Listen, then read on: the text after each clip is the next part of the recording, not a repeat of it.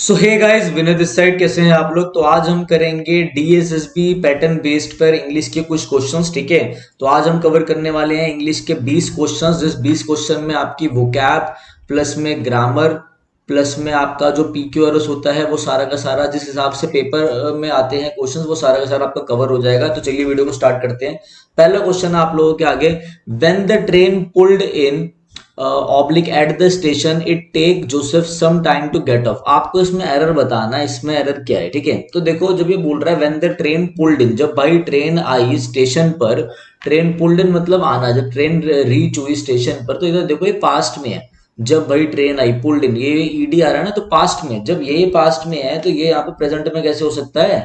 वो कह रहा है जब ट्रेन आई स्टेशन पर तो जोसेफ को थोड़ा टाइम लगा। ठीक है, अब इधर देखो भाई, जब जोसेफ को थोड़ा टाइम लग रहा है तो ये चीज भी आपकी पास्ट में होनी चाहिए। तो यहाँ पे तो होना चाहिए टेक की जगह पास्ट की form, it took Joseph some time to get off. ठीक है, तो यहाँ पे टुक होना चाहिए। दूसरी बात, अगर आपको ये भी समझ में नहीं आया है कि भैया एग्जाम में कि यहाँ पर ये ईडी फॉर्म में पास्ट में, ये भी ईडी में, ये भी पास्ट फॉर्म में होना चाहिए बेसिकली, तो भी कोई दिक्कत नहीं है। बट आपको ये भी चीज ध्यान में होनी चाहिए कि इट एक सिंगुलर है और सिंगुलर के साथ अगर आप सिंगुलर भी लगा रहे हो तब भी एस आता, तो भी आप यहाँ पे पेपर में पकड़ पाते। तो अब अगर हम पूरे ग्रामेटिकली सेंटेंस को कैसे करेक्ट करना है तो वो तो ऐसी कवर होगा आपका, ऐसी क्लियर होगा कि जब आप सेकंड फॉर्म ऑफ वर्ब यहाँ पर यूज करेंगे। ठीक है, तो it took Joseph some time to get off. Next है आपका, यहाँ पे आपका जो एरर है वो हो जाएगा आपका ये सेकंड। नेक्स्ट है आपका, sentence has been given with a blank to be filled with an appropriate option, choose the correct alternative. ठीक है, यहाँ पे कह रहा है snow dash lightly as everyone was leaving church. ठीक है, जो स्नो थी वो लाइटली क्या हो रही थी? जब एवरीवन वाज लीविंग चर्च, जब सब लोग चर्च को छोड़ रहे थे तो स्नो जो है वो गिर रही थी लाइटली। ठीक है, अब आप ये देखो, जब ये सेंटेंस यहाँ पे पास्ट में है, वॉज लिविंग, जब लोग चर्च को छोड़ रहे थे, वहां से जा रहे थे, ठीक है, तो यहाँ भी भैया आपका पास्ट में आना चाहिए। तो पास्ट में आना चाहिए। डायरेक्ट फॉलोइंग तो आप बिना किसी हेल्पिंग वर्ब के यूज कर ही नहीं सकते, गलत। इज फॉलोइंग आएगा नहीं, प्रेजेंट कॉन्टिन्यूस आएगा नहीं, क्योंकि आपको यहाँ पे पास्ट की बात करनी है। ठीक है, फॉलन डायरेक्ट V3 फॉर्म लिख दूंगी, बिल्कुल गलत। तो वॉज फॉलोइंग आपका करेक्ट आंसर बना था। अब बताओ इसमें क्या था? ऐसी आपको एक तरीके से आना चाहिए, मेथड आना चाहिए कि आप ऑप्शन में से कैसे भी कट कर सकते हो। तो आपका थर्ड यहाँ पर ऑप्शन हो गया। ठीक है, करेक्ट। नेक्स्ट है आपका, select the appropriate synonym for the underline word in the absence of miracles my frustration spikes. ठीक है, अब देखो यहाँ पर अगर आपको सेंटेंस का मतलब भी समझ में नहीं आ रहा, बस आपको इस जो अंडरलाइन वर्ड है, बेसिकली स्पाइक आपका अंडरलाइन है, आपको इसका सिनोनिम बताना है, सिमिलर वर्ड बताना है। स्पाइक का मतलब क्या होता है? स्पाइक का मतलब होता है sudden increase, sudden increase, sudden increase, तेजी से आगे बढ़ना, तेजी से बढ़ना। ठीक है, एक रैपिड इंक्रीज को हम बोलते हैं क्या? रैपिड इंक्रीज को हम बोलते हैं स्पाइक, स्पाइक होना। तो भैया इंक्रीजेज ही आपका करेक्ट आंसर जाएगा। डिग हो जाना, गड्ढा हो जाना, फॉल हो जाना, गिर जाना, लॉस हो जाना नहीं, इंक्रीज आपका करेक्ट आंसर होगा। ठीक है, कुछ जो भी नए नए वर्ड्स है वो भी हम डिस्कस करेंगे, इडियम एंड फ्रेज भी हम डिस्कस करेंगे। ठीक है, तो चलिए नेक्स्ट है आपका, select the alternative which best expresses the meaning of the idiom and phrase a blast from the past। अब blast from the past का मतलब क्या होता है कि भाई एकदम स्ट्रॉन्ग कोई पास्ट की चीज। ठीक है, जब आपकी कोई पास्ट की मेमोरी आपके आगे आ जाए एकदम से, ठीक है, तो भैया आप एकदम से पुरानी चीजें आपको याद आ जाए पास्ट की, उसे हम बोलते हैं ब्लास्ट फ्रॉम द पास्ट। अब देखो, अनरिजॉल्व्ड आर्ग्यूमेंट, कोई ऐसा आर्ग्यूमेंट जो रिजॉल्व ना हुआ हो, गलत। A competition where the outcome is difficult to जज, एक ऐसा कंपटीशन जिसमें कौन जीता कौन हारा, जो क्या उसका आउटकम निकला, क्या कॉरोलरी निकली, क्या उसका आफ्टरमैथ निकला, क्या रिजल्ट निकला, वो देखना मुश्किल हो, गलत। Punishment for the crime committed in the past, past की कोई गलती, मतलब पास्ट की जो मिस्टेक आपने करी है, जो क्राइम करा उसके लिए पनिशमेंट, गलत।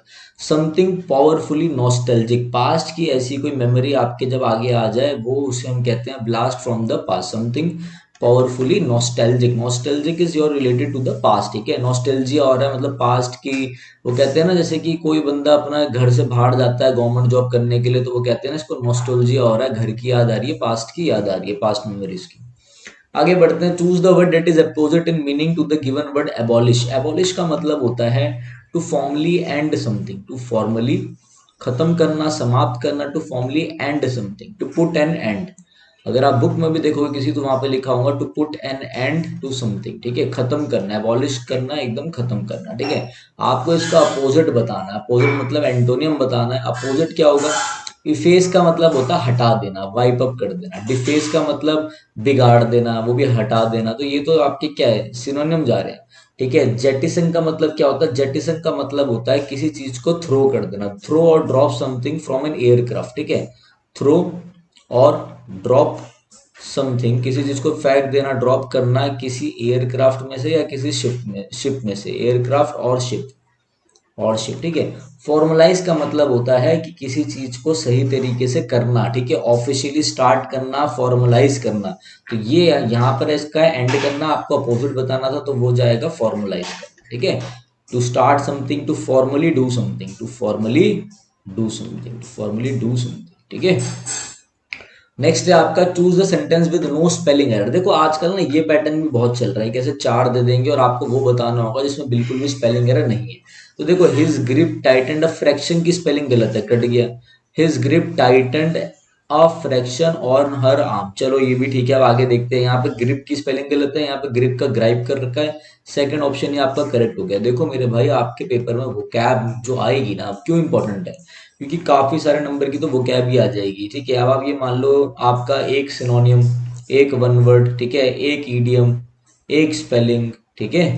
आप ये मान लो एक एंटोनियम, फिर एक आपका fill in the blanks error. तो एक दो तीन चार पांच, पांच ऐसे क्वेश्चन। वैसे कई बार दो सिनोनियम दो एंटोनियम ऐसे आते हैं। तो आप ये मान के चलो कि 10 से 12 नंबर की वोकैबलरी तो आपके एग्जाम में है ही। अगर पेपर 20 नंबर का है तो ये चीज ध्यान रखना, ठीक है। कोई भी पैटर्न उठा के देख लो आप।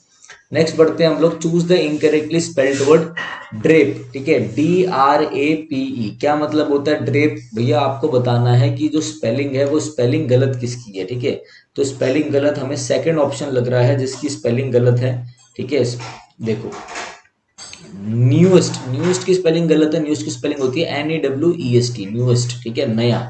ड्रेप का मतलब क्या होता है? ड्रेप का मतलब होता है साड़ी लपेटते हो ना, किसी चीज को लपेटना, ठीक है, to cover something, to cover something, to cover something, ठीक है। वाइब, आपको पता है कि मेरी वाइब तेरे से मैच हो रही है, मेरी वाइब तेरे से मैच नहीं हो रही है। आप बोलते हो सराउंड, मतलब ये चीज के सराउंडिंग, ठीक है ना। तो ये आपको पता होना चाहिए। सेकंड आपका करेक्ट आंसर होगा। आपको इनकरेक्टली बताना था, न्यूएस्ट की स्पेलिंग गलत थी यहाँ पर।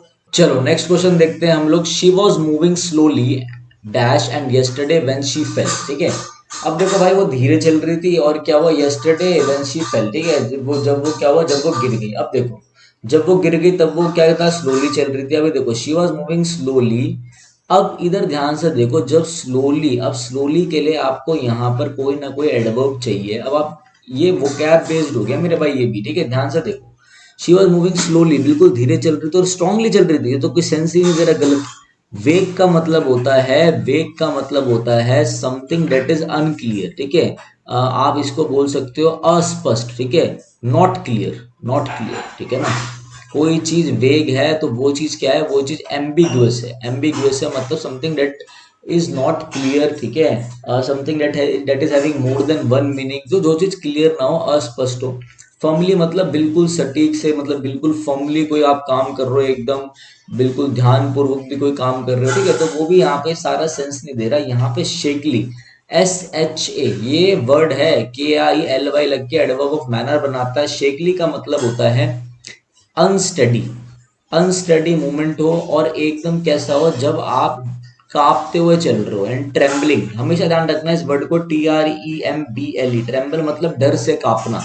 अनस्टडी बिल्कुल धीरे धीरे चल रहे हो, लगातार नहीं, कभी धीरे कभी आगे कभी ऐसे, अनस्टडी चल रहे हो। एंड ट्रेम्बलिंग मूवमेंट, उसको हम बोलते हैं, उसे हम बोलते हैं शेकली। जब आप धीरे धीरे ऐसे कांपते हुए चलते हो, तो यहाँ पे आपका करेक्ट आंसर होगा शेकली, ठीक है। मैं कोशिश कर रहा हूँ कि मैं हर चीज को बारीकी से एक्सप्लेन करूं, तो आप ये चीज ध्यान रखना, ठीक है। नेक्स्ट है आपका, ही always aimed highly in life, ठीक है। देखो मैं बोलूं कि ही प्रेज्ड, ही प्रेज्ड हिम हाईली, ठीक है। मैं ऐसे बोलूं ही प्रेज्ड हिम, या शी प्रेज्ड हिम हाईली, ठीक है ना, कि भैया उसने उसकी, ऐसे देखो PRAISED, ठीक है। शी प्रेज्ड हिम हाईली, कि भाई उसने उसकी बहुत तारीफ करी। तो यहाँ पे हाईली यूज करना सही है, ठीक है। अब आप खुद देखो, ही always aimed highly in life, ठीक है। मतलब जब भी मुझे हाईली वर्ड दिखाओ ना, बहुत ऊंचा मतलब बहुत ज्यादा उसने तारीफ करी, हाईली अचीवमेंट, ठीक है, हाईली अचीवमेंट, ठीक है, कि मतलब बहुत ज्यादा क्या था, बहुत ज्यादा अचीवमेंट करा, ठीक है ना, हाईली अचीव्ड प्राइस की, बहुत ज्यादा अचीव प्राइस है, बहुत ऊंचा स्तर पर। मगर आप देखो जब आपको ये बोलना हो ना कि भाई ही ऑलवेज एम्ड हाई लाइफ, कि उसने हमेशा जिंदगी में ऊंचा, ऊंचे का सेंस देना हो, ठीक है, तो आप वहां पे हाईली लगाना गलत है, ठीक है, आप वहां पे बस यूज करो high, HIGH high. He always aimed high in life, उसने हमेशा ऊंचा ही एम करा है लाइफ में, ठीक है, कहते हैं ना ऊंचा एम करोगे तो छोटे छोटे जो पेपर होते हैं वो निकल जाते हैं। तो आपका क्या है, थर्ड आपका करेक्ट आंसर हो गया, ठीक है ना। आगे बढ़ते हैं भाई, हम देखो, they must have been more than just suspicious of you, इस सस्पिशियस को अंडरलाइन कर रखा है, इसका आपको एंटोनियम बताना है, अपोजिट वर्ड बताना है। सस्पिशियस का मतलब होता है डाउटफुल, संदेहपूर्ण, ठीक है ना, डाउटफुल, जब आपको डाउट हो, आप सस्पिशियस हो किसी चीज को लेके डाउट हो, ठीक है ना। अब इसका एंटोनियम मतलब बनेगा जिसपे आपको पूरा भरोसा हो, जिसपे आपको बिल्कुल मतलब क्या हो, निश्चित ही आपको बताओ ये चीज होगी, ठीक है, तो वो उसका एंटोनियम बनेगा। अब हम देखते हैं एम्बिगुअस, मैंने अभी अभी आपको ये वर्ड बताया इधर कहीं पर, ये देखो यही बताया था एम्बिगुअस, ये वर्ड यहाँ पर आ गया, आप बताओ, ठीक है। वो कैप का यही मजा है, एम्बिगुअस का मतलब होता है जो चीज क्लियर ना हो, नॉट क्लियर। एम्बिगुअस का मतलब होता है जिसके एक से ज्यादा मतलब हो, having more than one meaning, ठीक है, जिसके एक से ज्यादा मतलब हो उसे हम क्या बोलते हैं, उसे हम एम्बिगुअस बोलते हैं, ठीक है। डाउटफुल भी इसका क्या चला जाएगा, देखो सस्पिशियस मतलब कोई कह रहा है भाई ये भी हो सकता है, ये भी हो सकता है, तो आप डाउटफुल हो यार क्या होगा। एम्बिगुअस का तो ये तो सिनोनिम चला गया, क्योंकि एम्बिगुअस में भी कोई चीज क्लियर नहीं है, डाउटफुल का खुद ही मतलब डाउटफुल है, ठीक है। क्यूर मतलब होता है स्ट्रेंज, क्यूर मतलब होता है स्ट्रेंज, विचित्र, तो ये भी नहीं होगा, इसका करेक्ट एंटोनियम जाएगा, इसका मतलब है डाउटफुल, और इसका मतलब है एकदम डेफिनेटिव, मतलब एकदम डेफिनेट, एकदम क्लियर, बिना किसी डाउट के यही चीज निश्चित है, तो ये आपका सेकंड करेक्ट आंसर हो जाएगा। नेक्स्ट है आपका what to do in the event of a gas, ठीक है। अब भाई एक बार बताओ, मोस्ट अप्रोप्रिएट ऑप्शन बताना है, अब आप खुद सोचो what to do in the event of a gas, gas क्या होगी, गैस हमेशा लीक ही होगी, ठीक है, तो गैस से तो आपको पता लग रहा है ना, कहते हैं गैस लीकेज हो जाएगा, तो गैस के लिए आप क्या यूज करोगे, यहाँ पर लीक, LEAK। अब ये भी आजकल पेपर में बहुत आ रहे हैं कि एक जैसे दे देते हैं, ठीक है, लीड मतलब किसी चीज को आगे लीड करना है, एज अ लीडर लीड करना, कि भाई मैं आगे आगे चलूंगा और आप लोग मुझे फॉलो करो। लीक मतलब क्या है, LEEK, leak, leak a type of vegetable होती है। देखो यहाँ पे स्पेलिंग, बस स्पेलिंग अलग है, बोलने में सब एक जैसे हैं, ठीक है, ये लीक आपका करेक्ट आंसर होगा। इस लीर का मतलब क्या होता है, किसी को घूरना, किसी को देखना एक अलग तरीके से, टू लुक और गेज, टू लुक और गेज एट समथिंग, ठीक है ना, in an unpleasant manner, to look और गेज, GAZE, ठीक है, उसे हम लीर कहते हैं। आपका जो करेक्ट आंसर है वो LEAK हो जाएगा, लीक। नेक्स्ट है to treat nightmare disorder there is a number of medications and therapies, ठीक है, टू ट्रीट नाइटमेयर और डिसऑर्डर। अब देखो देयर, पहले तो आप एक देयर की ना कंडीशन समझो मेरे से, मैं आपको क्या कहना चाह रहा हूं। मैंने आपको बोला देयर, इधर देखो THER, there dash a king, ठीक है, फिर मैंने आपको बोला देयर डैश टू किंग्स।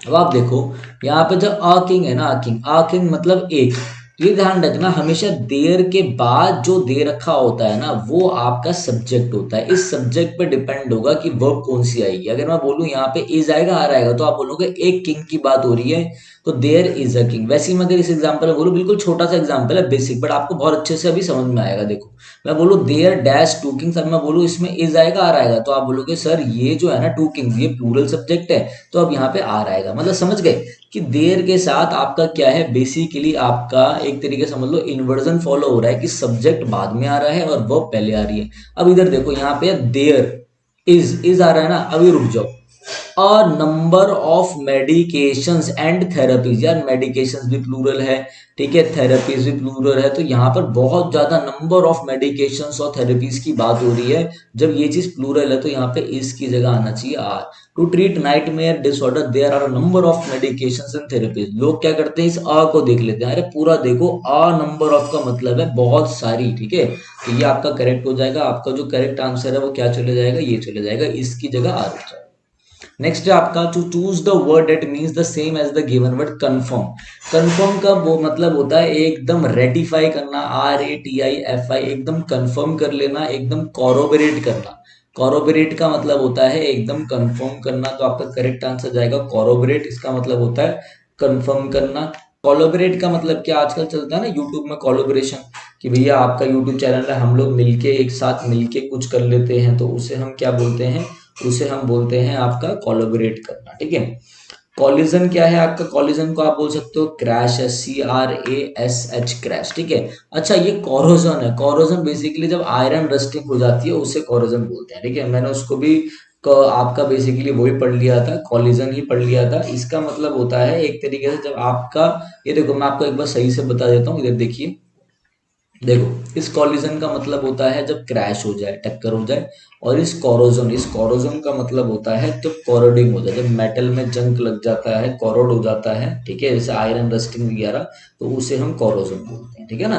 तो ये आपको पता होना चाहिए। आगे देखते हैं हम, बेसिकली जंग लगना, जंग, जंग, ठीक है, खत्म। आगे बढ़ते हैं, आपका करेक्ट आंसर है थर्ड। नेक्स्ट है हमारा 14।